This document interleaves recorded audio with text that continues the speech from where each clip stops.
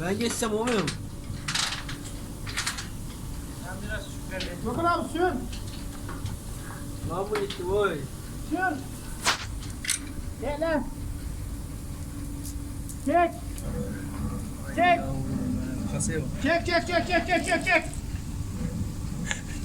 Sür. Bekle.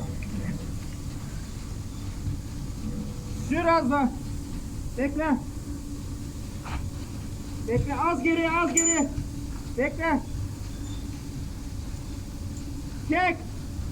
Çek. Tamam yeterli.